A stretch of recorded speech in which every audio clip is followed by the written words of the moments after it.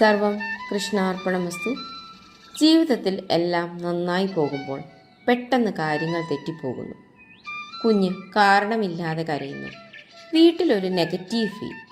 അപ്പോൾ നമ്മളിൽ പലരും പറയുന്നൊരു വാക്കുണ്ട്, ആർക്കെങ്കിലും കണ്ണ് കിട്ടിയോ? സത്യത്തിൽ എന്താണ് ഈ കണ്ണേറ്? ഇത് വെറും പഴയ വിശ്വാസമാണോ? അല്ലെങ്കിൽ മനുഷ്യരുടെ ചിന്തകളും ഊർജവും തമ്മിലുള്ള ഒരു അദൃശ്യ ബന്ധമോ? ഇന്ന് ഈ വീഡിയോയിൽ നമ്മൾ കാണാൻ പോകുന്നത് ദൃഷ്ടിദോഷം എന്താണ്, പുരാണങ്ങളിൽ ഇതിൻ്റെ സൂചനകളുണ്ടോ, ലക്ഷണങ്ങൾ എന്തൊക്കെയാണ്, വീട്ടിൽ തന്നെ ചെയ്യാവുന്ന ലളിതമായ പരിഹാര മാർഗങ്ങൾ എന്തൊക്കെയാണ്.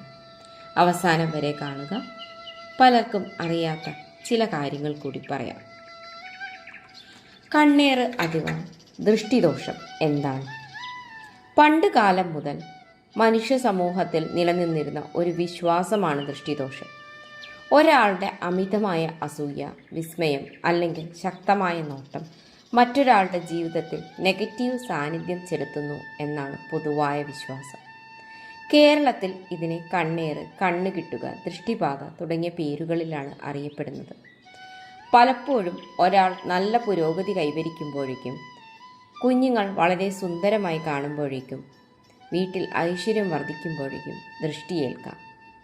ഇങ്ങനെ പണ്ടുള്ളവർ കരുതിപ്പോരുന്നു. ആധ്യാത്മിക കാഴ്ചപ്പാടിൽ മനുഷ്യ ശരീരത്തിൽ നിന്ന് ഒരു സൂക്ഷ്മ ഊർജം പുറത്തേക്ക് പ്രസരിപ്പിക്കുന്നു എന്ന് വിശ്വസിക്കുന്നു.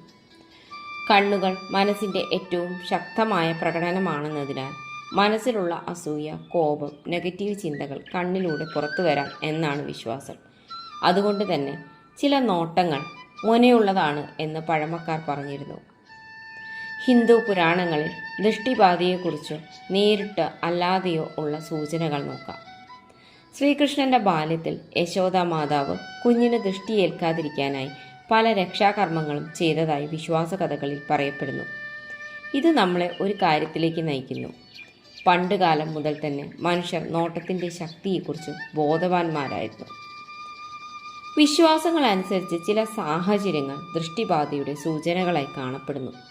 കാരണമില്ലാത്ത തളർച്ചയും മാനസികാസ്വസ്ഥതയും, വീട്ടിൽ തുടർച്ചയായ ചെറിയ പ്രശ്നങ്ങൾ, ജോലിയിലോ ബിസിനസ്സിലോ പെട്ടെന്നുള്ള തടസ്സങ്ങൾ, കുഞ്ഞുങ്ങൾ അസാധാരണമായി കരയുക, ചെടികൾ പെട്ടെന്ന് ഉണങ്ങുക, വളർത്തുമൃഗങ്ങൾ അസ്വസ്ഥരാകുക. ഇവ ശാസ്ത്രീയമായി തെളിയിച്ച കാര്യങ്ങൾ അല്ലെങ്കിലും പലരും അനുഭവ വിശ്വാസമായി കാണുന്നു.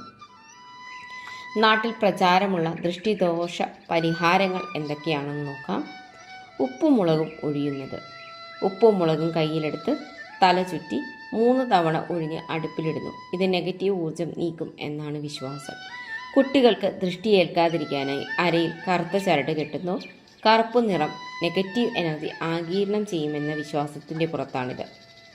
കുഞ്ഞിൻ്റെ സൗന്ദര്യം പൂർണ്ണമാകാതിരിക്കാനായി ചെറിയൊരു കറുത്ത പൊട്ടിടുന്ന ആചാരം കേരളത്തിൽ വ്യാപകമാണ്. വീടിൻ്റെ പടിക്കൽ കർപ്പൂരം കത്തിച്ച് ഒഴിയുന്നത് ശുദ്ധീകരണത്തിൻ്റെ പ്രതീകമായാണ് കണക്കാക്കുന്നത്. മഞ്ഞൾ പുരട്ടിയ തിരി കത്തിച്ച് ഒഴിയുന്ന രീതിയും ഗ്രാമീണ വിശ്വാസികളിൽ കൂടുതലായി കാണപ്പെടുന്നു. ദൃഷ്ടിദോഷം മാറാൻ ജപിക്കുന്ന മന്ത്രങ്ങൾ. ശ്രീകൃഷ്ണനെ ധ്യാനിച്ചുകൊണ്ട് ഈ മന്ത്രങ്ങൾ ജപിക്കണം എന്നാണ് പറയപ്പെടുന്നത്. ഓം നമോ ഭഗവതേ വാസുദേവായ, അല്ലെങ്കിൽ ഓം കൃഷ്ണായ വാസുദേവായ, ഹരേ പരമാത്മനെ പ്രണതക്ലേശനാശായ, ഗോവിന്ദായ നമോ നമ. ഈ മന്ത്രം ജപിക്കുന്നത് മനസ്സിനെ ശാന്തമാക്കാൻ സഹായിക്കും. ദൃഷ്ടിദോഷം വിശ്വാസത്തിൻ്റെ ഭാഗമാണ്. പോസിറ്റീവ് ചിന്ത, ആത്മവിശ്വാസം, പ്രാർത്ഥന, ശാന്തമായ മനസ്സ് ഇവയാണ് ജീവിതത്തിലെ യഥാർത്ഥ സംരക്ഷണം എന്ന് പല ആധ്യാത്മിക ഗുരുക്കന്മാരും പറയുന്നു. നിങ്ങൾക്ക് കണ്ണേറ് എന്ന വിശ്വാസത്തിൽ വിശ്വാസമുണ്ടോ? നിങ്ങളുടെ അനുഭവങ്ങൾ കമൻറ്റായി എഴുതുക. ഈ വീഡിയോ ഇഷ്ടമായെങ്കിൽ ലൈക്ക് ചെയ്യൂ, ഷെയർ ചെയ്യൂ. കൂടുതൽ ആത്മീയ വീഡിയോകൾക്കായി ഈ ചാനൽ സബ്സ്ക്രൈബ് ചെയ്യാൻ മറക്കരുത്. സർവം കൃഷ്ണാർപ്പണമസ്തു. നന്ദി.